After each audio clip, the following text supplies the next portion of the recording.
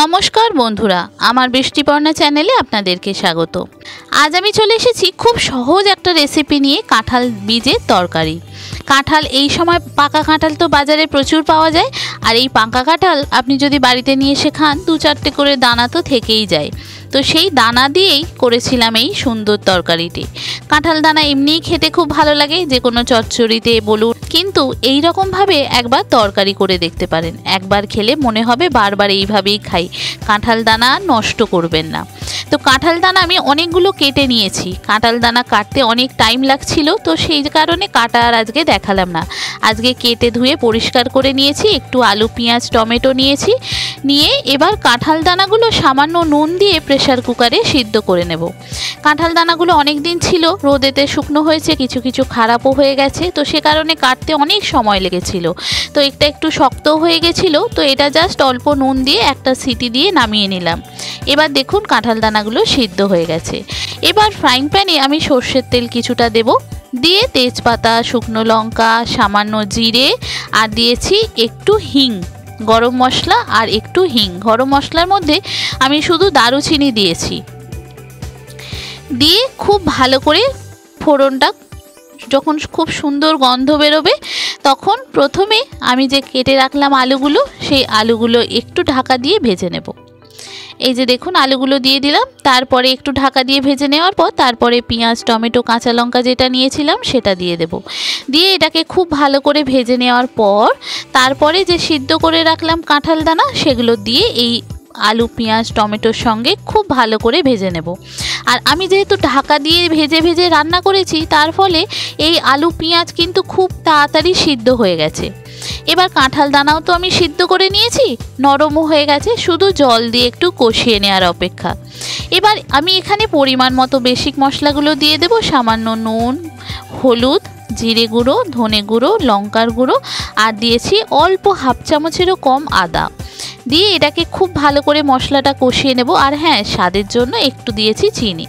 মশলাটা এই কাঁঠাল দানা আর আলু পেঁয়াজের সঙ্গে খুব ভালো করে কষিয়ে নেওয়ার পর অনেকক্ষণ একটু টাইম লেগেছে মশলাটা কষাতে।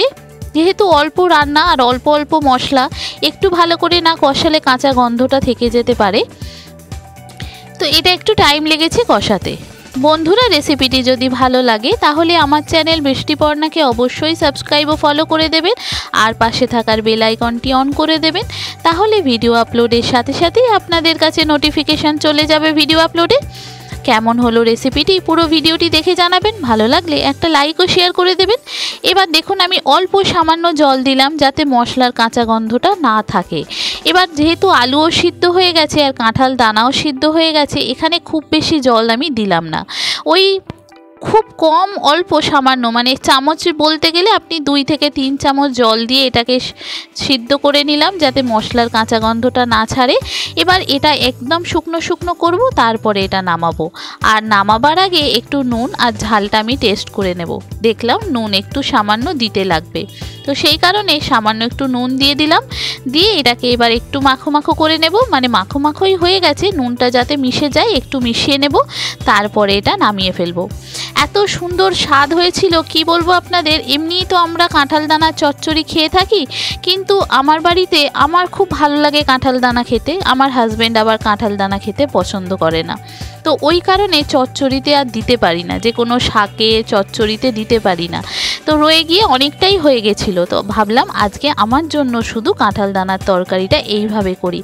সত্যি কথা বলতে এটা দিয়েই পুরো খাওয়া হয়ে গিয়েছিল আমার, এত সুন্দর স্বাদ হয়েছিল।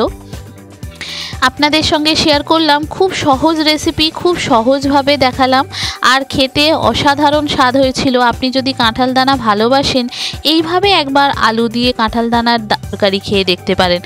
একবার খেলে মনে হবে বারবার এইভাবেই খাই। আপনাদের একটু কাছ থেকে দেখাই, দেখুন কতটা সুন্দর দেখতে লাগছে।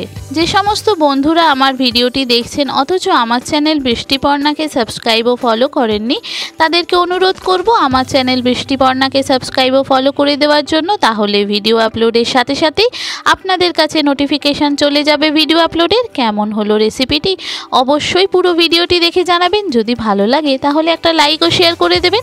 আপনারাও কি এরকম এরকম কাঁঠাল বীজের তরকারি খান? যদি খান অবশ্যই কমেন্ট করে জানাবেন, আর কেমন লাগলো অবশ্যই কমেন্ট করে জানাতে ভুলবেন না যেন। সবাই ভালো থাকবেন, সুস্থ থাকবেন, সাবধানে থাকবেন। দেখা হবে পরের ভিডিওতে। আজকের মতো এখানেই টাটা। থ্যাংক ইউ বন্ধুরা।